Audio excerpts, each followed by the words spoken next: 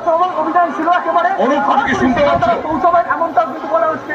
এবং যে ছবি তুমি একেবারে দেখতে পাচ্ছ, লকেট চট্টোপাধ্যায়, দিলীপ ঘোষ, দেবশ্রী রায় সহ বিজেপি রাজ্য সভাপতি সুকান্ত মজুমদার, তিনিও কিন্তু এই মিছিলে, এবং তিনি জানালেন তাকে আটক করা হয়েছিল। কিন্তু যারা বিজেপি কর্মী সমর্থক